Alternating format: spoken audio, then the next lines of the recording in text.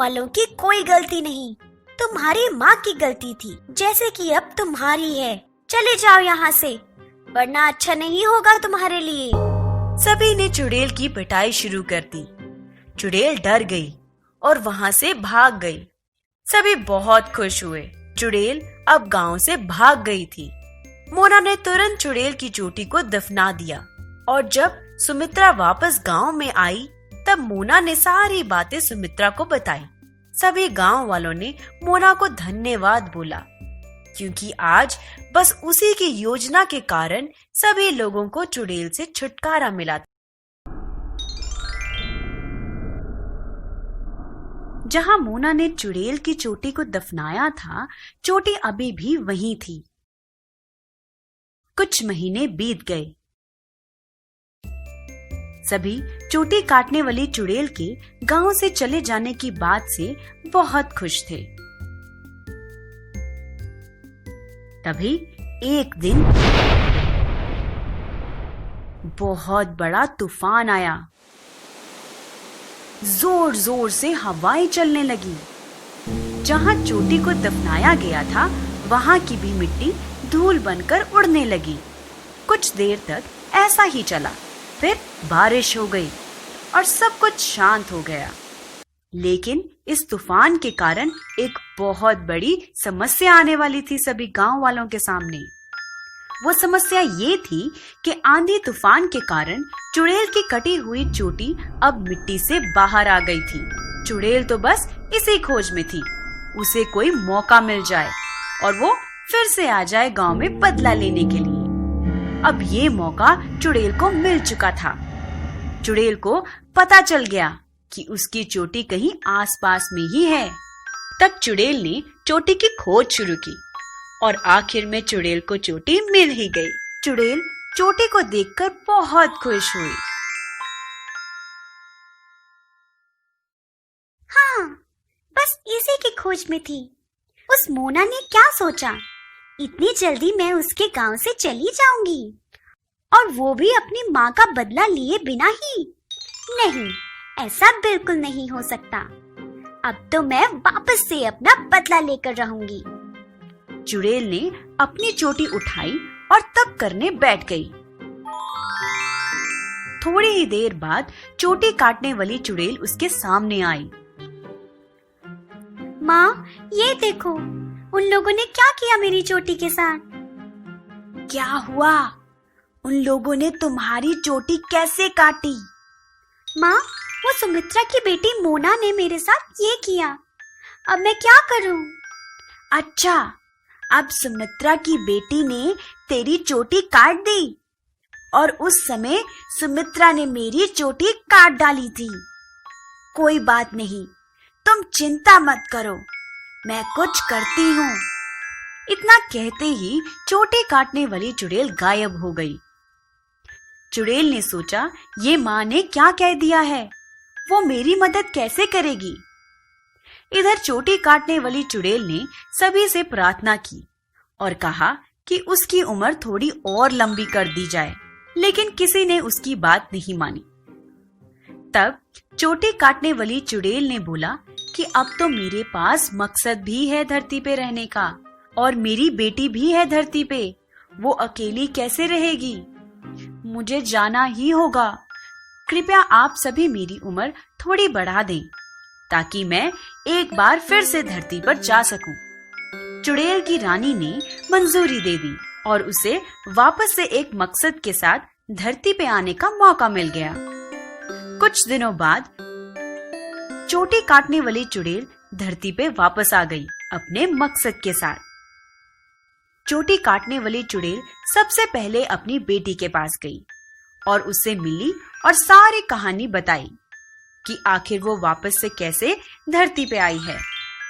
चोटी काटने वाली चुड़ैल ने सारी बातें अपनी बेटी से पता की और फिर उसने सोच लिया कि अब तो दोनों से बदला लेना है, सुमित्रा से भी और उसकी बेटी से भी, साथ ही साथ गांव की सारी महिलाओं से भी। चोटी काटने वाली चुड़ैल सोची कि अगर मेरी बेटी मेरे साथ रहेगी तो मैं जिस मकसद से वापस धरती पे आई हूँ वो पूरा होने में बहुत समय लग जाएगा और मेरी धरती पे रहने की उम्र भी खत्म हो जाएगी। बेटी, तुम चलो, मेरे पीछे आओ। अब दोनों एक साथ आगे बढ़ने लगे। थोड़ी देर बाद चोटी काटने वाली चुड़ैल एक गुफा के पास आकर रुकी। जाओ, तुम अंदर जाओ, मैं आती हूँ। चोटी काटने वाली चुड़ैल की बेटी अपनी माँ की बात मानते हुए अंदर चली गई। वो जैसे ही अंदर गई वैसे ही एक जाल में फंस गई। मुझे माफ करना, लेकिन मैं तुम्हें अपने साथ भी नहीं रख सकती, ना ही कहीं अकेले घूमने के लिए छोड़ सकती हूँ। इसीलिए जब तक मैं अपना मकसद पूरा नहीं कर लेती तब तक तुम यहीं रहो, फिर मैं आऊंगी और तुम्हें यहाँ से निकाल दूंगी। माँ, आपने ये मेरे साथ क्यों किया? मैं आपको बिल्कुल भी परेशान नहीं करूंगी। आप मुझे निकाल दीजिए इसमें से। नहीं बेटी, अभी नहीं। मैं खुद नहीं चाहती हूँ ये करना, लेकिन अभी यही सही रहेगा, इसीलिए अब मैं जाती हूँ। अब चोटी काटने वाली चुड़ैल गांव पहुंची और सोच ली थी, किसी भी तरह से इस बार तो मैं अपना बदला पूरा करके रहूंगी। अब मुझे किसी का कोई डर नहीं, मुझे सभी का सामना करना ही पड़ेगा। रात होते ही चुड़ैल अपने काम पर लग गई। वो बिल्कुल शांति से गई और एक महिला की चोटी को काटी और वहां से निकल गई। चुड़ैल को यही करना था, उसे गांव में डर फैलाना था कि चोटी काटने वाली चुड़ैल फिर से वापस आ गई है। और बिल्कुल वैसा ही हुआ। सुबह होते ही पूरे गांव में बातें होने लगी कि चोटी काटने वाली चुड़ैल वापस से आ गई। मोना ने सोचा कि उसने तो चुड़ैल को भगा दिया था, तो फिर चुड़ैल वापस कैसे आ गई?